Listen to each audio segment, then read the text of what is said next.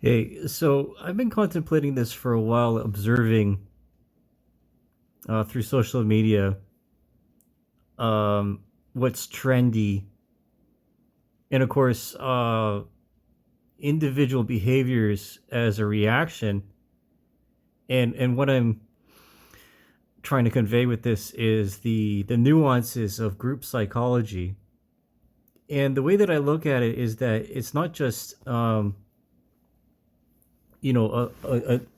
fitness bubble, in which women are choosing to go to this adult playground, which is the gym, and become muscular. There are two motivations. One, this is of course a preliminary assessment, is to intimidate transgenders or to prove possibly that they're as strong as a man. Now, I'm a proponent and a supporter of sexual dimorphism, and some of these women, they're still women, and they're attractive in their own way, like by the merits of their character. Um, I may not be interested in them individually, but there are men out there that are preferential to muscle mommies or to this Amazonian archetype. And no, it is not reductionary to look at them like this. It's just this phenomenon. Like this woman here, she's fucking huge, right? She's fucking huge. I won't ever be that big, and I'm completely okay with that. I'm completely okay with the fact that this woman is more muscular than I am.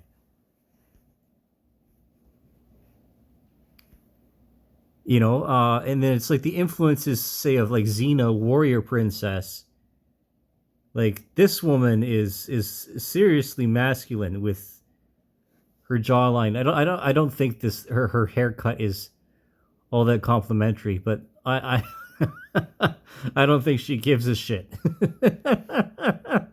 And it's interesting, you look at homosexual relationships, and of course, it's the assumption of a binary role, which is of the performative, in which one is, say, the lipstick, and then the other is the butch, and then vice versa for men. And one is the twink, and then one is the bear. When I say bear, that's not a reference to a yoga pose.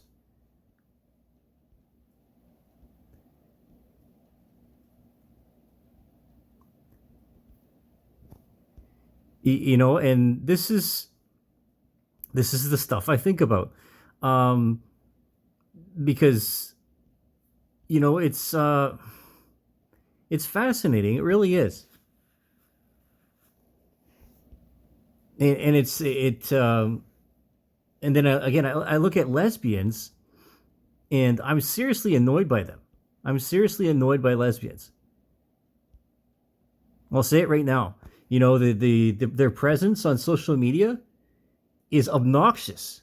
It's obnoxious, and it's this assumption that um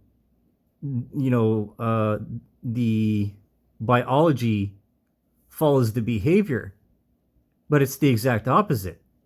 The behavior follows the biology.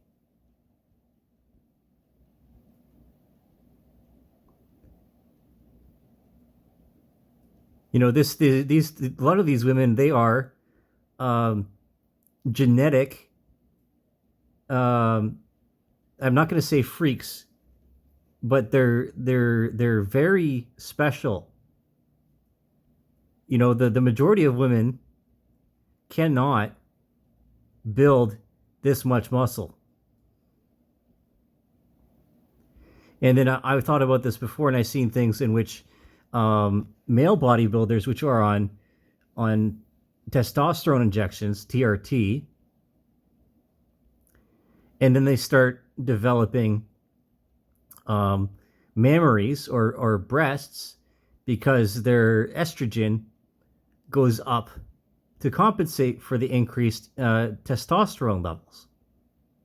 So if you happen to stop using these chemical, the peptides and so on and so forth, then they just blow up like balloons and become fat with water, not necessarily with hydrogenated fat.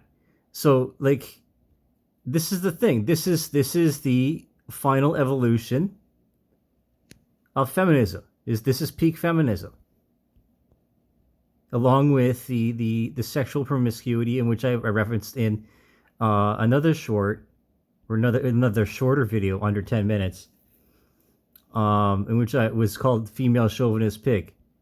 Now, in my ideal scenario in a relationship, I don't want it to be a competition. I want it to be complementary, right? If your relationship is competitive,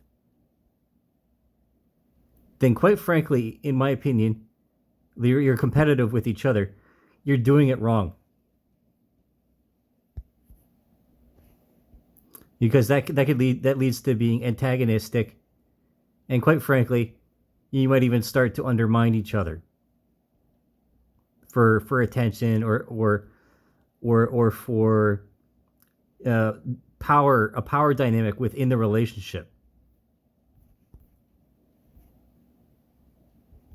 And when it comes to exercise, there's actually a point. Again, I don't have a specific reference in which too much exercise is harmful to a woman more so than it is a man. And again, these women, these female bodybuilders, are the exception that proves the rule.